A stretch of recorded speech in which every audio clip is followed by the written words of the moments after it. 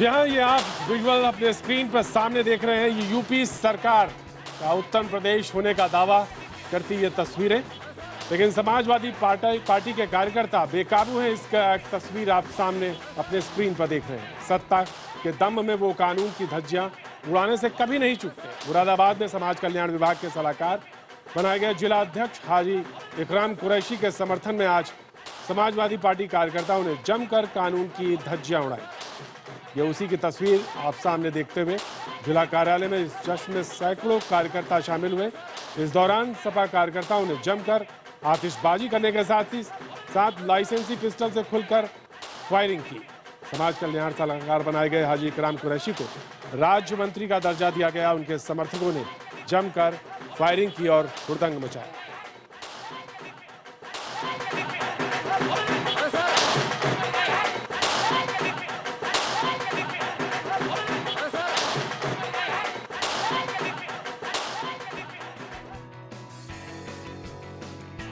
नमस्कार, मैं हूं प्रतीक त्रिवेदी और शाम के 7 बजे और देश दिन भर की तमाम खबरों को लेकर हम हाजिर हैं। सबसे पहले हम आपको दिखाएंगे वो खबरें जिन पर हमारी नजर बनी रहेगी। जी हां, ये 6 अहम खबरें, जिसमें सबसे पहले डाक टिकट के प्रदर्शन को लेकर कांग्रेस ने प्रदर्शन किया।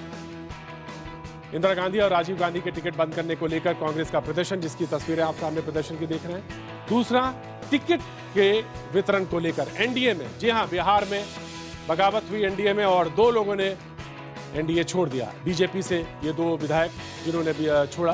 तीसरा, हम जो तस्वीरें आपको दिखा रहे हैं वो डेंगू की तस्वीरें हैं, जिसको लेकर डेंगू का कहर, कि डंग का कहर अभी भी जारी है।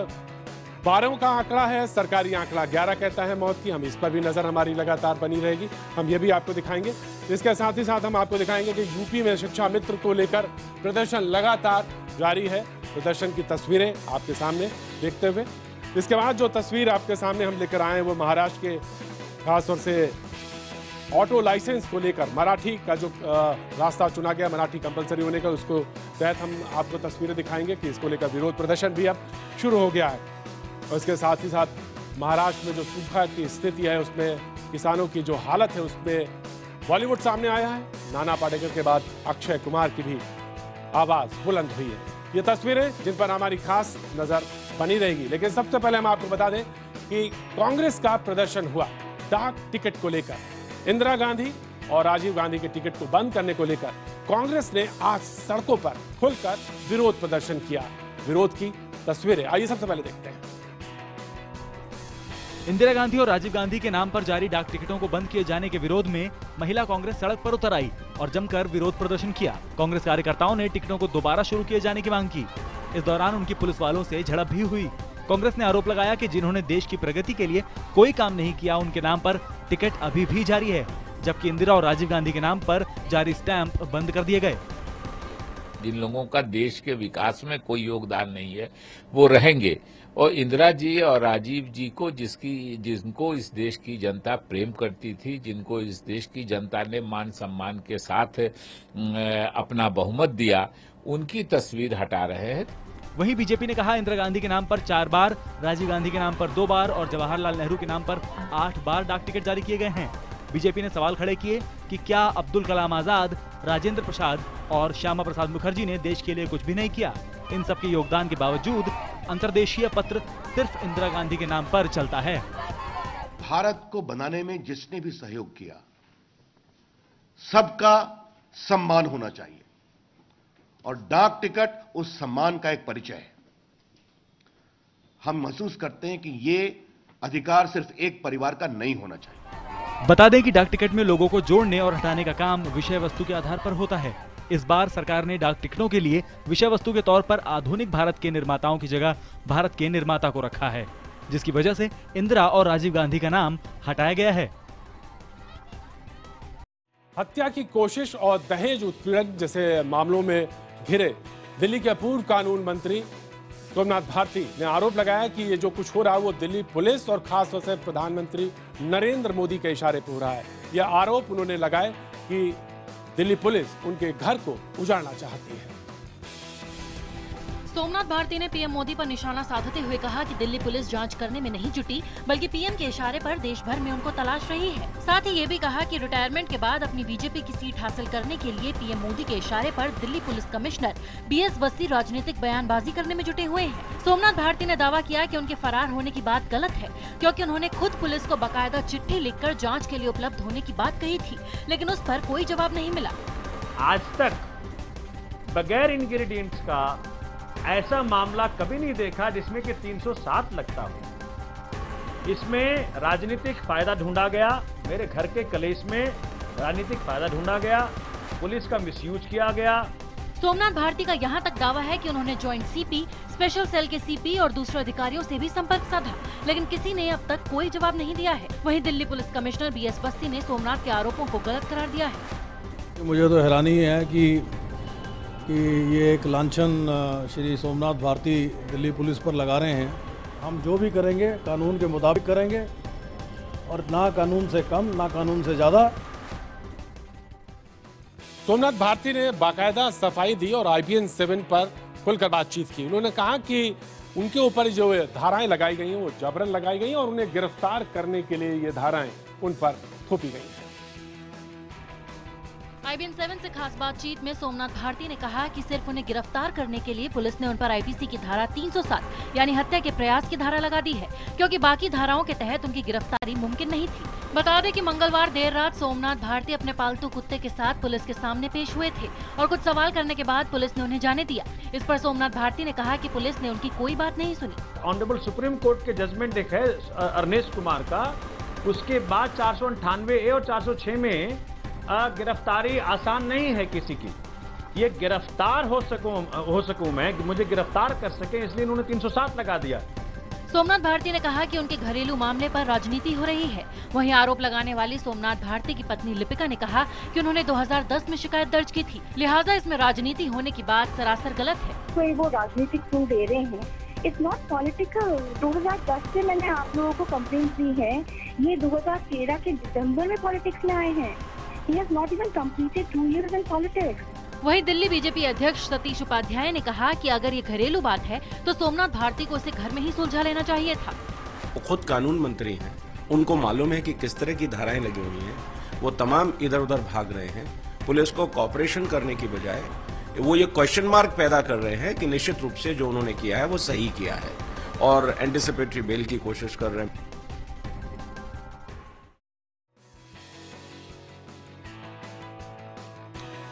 बिहार चुनाव में एनडीए की तरफ से पहली लिस्ट जारी हुई, बीजेपी ने लिस्ट जारी करी, लेकिन उसके बाद जारी होते ही एनडीए में थोड़ी नाराजगी भी दिखाई दी। RSLP ने कहा जब बातचीत चल रही थी उस दौरान सीटों की घोषणा करना कहीं ना कहीं वादा खिलाफी है और ये नाराजगी की एक वजह है। चुनावी दंगल के बीच एनडीए में खटपट थमती नजर नहीं आ रही है। पहले बीजेपी ने जीतन राम मांझी और रामविलास पासवान को बनाया, तब उनके सहयोगी उपेंद्र कुशवाहा की पार्टी RLSP नाराज है। उम्मीदवारों की लिस्ट जारी करने के बीजेपी के फैसले पर RLSP ने कड़ा एतराज जताया है। राष्ट्रीय लोक समता पार्टी के राष्ट्रीय प्रवक्ता फजल इमाम मलिक ने कहा है कि अभी सीटों के तालमेल पर बात चल ही रही थी, ऐसे में उम्मीदवारों के नाम की घोषणा करना गठबंधन धर्म के खिलाफ है। RLSP का कहना है कि उम्मीदवारों के ऐलान से पहले बीजेपी को अपने सहयोगियों से बात करनी चाहिए थी। उनकी मांग है कि आगे जब उम्मीदवारों का ऐलान हो तो उनसे जरूर बात की जाए। जब बातचीत चल रही हो, सीट कौन कहां से लड़ेगा, अभी ये तय नहीं हो पाया था कि किसे कहां की सीटें मिलेंगी, और अचानक भारतीय जनता पार्टी ने रातों रात अचानक एक तरफा फैसला लेकर अपनी सूची जारी कर दी। तो हमारा एतराज इसी पे है। सीट बंटवारे से नाराज महागठबंधन के दलों समाजवादी पार्टी और एनसीपी ने किनारा कर लिया था, लेकिन एनडीए में हुए इस विवाद पर कांग्रेस चुटकी लेने से नहीं चूकी। ये उस बात का ध्यान रखेंगे कि अपने को मंत्रिमंडल से बाहर नहीं निकालें, इसलिए वो रोके गाके बर्दाश्त करना पड़ेगा उनको, जो बीजेपी उनको दे रही है। इस पूरे मामले में बीजेपी का कहना है कि एनडीए गठबंधन में कोई विवाद नहीं है। हर पार्टी पर दबाव है कि वो सीट उनको लड़नी चाहिए, लेकिन जितना भी एडजस्ट हो सकता है भारतीय जनता पार्टी ने पूरी कोशिश की है और सीटों का गठबंधन हो गया है और हम मिलकर लड़ेंगे। हम सबका ध्येय एक है, भारतीय जनता पार्टी के गठबंधन को जिताना। तो ये तो बात हुई बिहार चुनाव में एनडीए में खासतौर से RSLP की नाराजगी की, लेकिन खुद बीजेपी के अंदर भी 2 विधायकों ने बाकायदा बगावत कर दी और जाकर उन्होंने नीतीश से मुलाकात भी कर ली। आइए देखते हैं उनकी नाराजगी की वजह आखिर क्या है। टिकट नहीं मिलने पर बीजेपी के मौजूदा विधायक अमन पासवान ने बगावत कर दी है। अमन कुमार ने आरोप लगाया है कि बीजेपी नेता शाहनवाज हुसैन की वजह से उनका टिकट काटा गया। IBN7 से खास बातचीत में अमन कुमार ने कहा कि उन्हें पार्टी से टिकट मिलने का भरोसा मिला था और चुनाव की तैयारी करने को भी कहा गया था। पार्टी से साफ संकेत था। अध्यक्ष मंगल पांडे जी से हमारी बात हुई, उन्होंने कहा कि किसी भी सूरत पे टिकट नहीं कट सकता है। अभी माननीय प्रधानमंत्री नरेंद्र मोदी जी का रैली हुआ, उसमें चढ़ बढ़ के मेरा ही भूमिका पीरपैंती में था। विधायक अमन कुमार ने कहा कि उनकी बात दूसरी पार्टियों से चल रही है और वो चुनाव जरूर लड़ेंगे। अमन पासवान ने आज सीएम नीतीश कुमार से भी मुलाकात की। वहीं शाहनवाज हुसैन ने अमन को टिकट नहीं दिए जाने पर कहा है कि ये फैसला पूरी तरह से पार्लियामेंट्री बोर्ड का था और उनका इससे कोई लेना देना नहीं है। उधर लखनऊ में आईजी अमिताभ ठाकुर को धमकाने के मामले को लेकर सुप्रीमो समाजवादी पार्टी के सुप्रीमो मुलायम सिंह यादव पर सीजेएम कोर्ट ने लखनऊ में कहा है कि मुकदमा दर्ज होना चाहिए। इस पूरी प्रक्रिया पे अमिताभ ठाकुर का कहना है कि उन्हें अब न्याय की उम्मीद जगी है। आईपीएस अमिताभ ठाकुर को धमकाने के मामले में लखनऊ की सीजेएम कोर्ट ने मुलायम के खिलाफ मुकदमा दर्ज करने के आदेश दिए। इससे पहले अमिताभ ठाकुर ने हजरतगंज कोतवाली में जाकर मुलायम सिंह यादव पर मुकदमा दर्ज करने की कोशिश की थी, लेकिन पुलिस ने उनका मुकदमा दर्ज नहीं किया था। उसके बाद वो कोर्ट चले गए थे। कोर्ट के फैसले के बाद अमिताभ ने उम्मीद जताई है कि अब उनके साथ न्याय होगा। जो मुख्यमंत्री जी हैं श्री अखिलेश यादव, उनके दबाव में, श्री मुलायम के दबाव में मेरी जो जेन्युइन मांग है नहीं मांगी गई। मुझे माननीय सीजेएम कोर्ट जाना पड़ा और पूरी सुनवाई के बाद उन्होंने ये कोर्ट में आदेश किया। मैं इसको वास्तव में स्वागत करता हूँ और मुझे लगता है कि अब मेरे साथ न्याय होगा। दरअसल कुछ दिनों पहले अमिताभ ठाकुर ने मुलायम सिंह यादव का एक ऑडियो टेप जारी किया था और उनका आरोप था कि मुलायम सिंह यादव उनको धमका रहे हैं। उसके बाद उन्होंने मुलायम के खिलाफ केस दर्ज करवाने की कोशिश की थी। देश दिन भर में अभी वक्त है छोटे से ब्रेक का। ब्रेक के बाद हम फिर हाजिर होते हैं। आप बने रहिए, देखते रहिए IBN7।